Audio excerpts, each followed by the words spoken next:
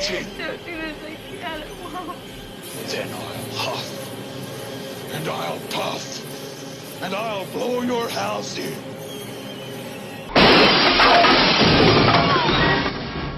Wes Craven's 1996 Scream is a satirical horror film that intentionally draws upon past films in order to make fun of and improve upon common tropes within the genre. Though there are direct references and quotes from other films. We all go a little mad sometimes. No! Anthony Perkins, Psycho. Scream takes from and alters techniques from its predecessors in less obvious ways as well. In fact, its opening scene mirrors the iconic Here's Johnny scene from Stanley Kubrick's 1980 film The Shining. After the initial chase, Casey finds herself hiding behind a door, just as Wendy hides from Jack. Kubrick takes a simple approach. The camera stays still on a medium shot of Wendy as she and the audience wait for the inevitable, Jack breaking through the door.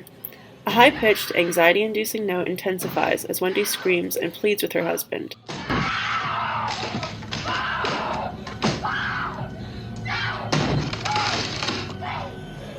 Both characters are equally lit, and when they are on screen, the camera focuses solely on them.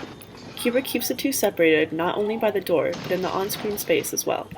Craven, however, switches things up. His scene is built on surprise and the unknown. Where Kubrick's audience watches from the sidelines, Craven's lives the terror alongside the victim.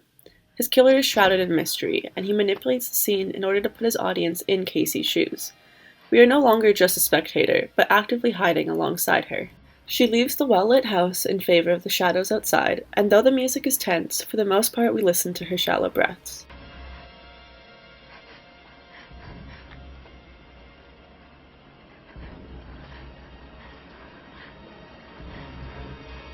Craven incorporates POV shots such as this one with a shaky handheld camera in order to throw his audience directly into the action.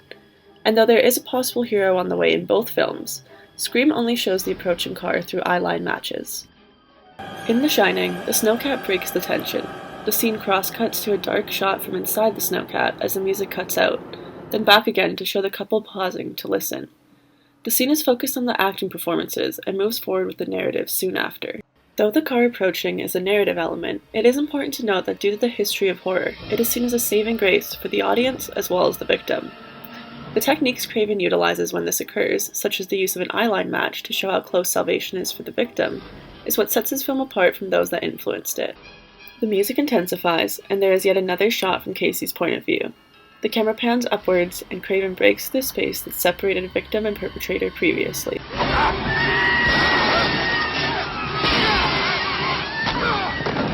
The subsequent chase is fast-paced and frantic, though, again, both people are positioned in the on-screen space. I also must say the slow motion as Casey inevitably is caught is a great detail that definitely went on to inspire other filmmakers. The Shining does feature chase scenes as the film comes to a close, but once again, the characters are separated through the use of on- and off-screen space. The chases are intense, but this separation contributes once again to an overall feeling of suspense rather than surprise and subsequent action. Wes Craven's work in Scream focuses on the element of surprise, whereas The Shining was all about suspense. With Jack and Wendy, the audience knows the threat and watches from the sidelines.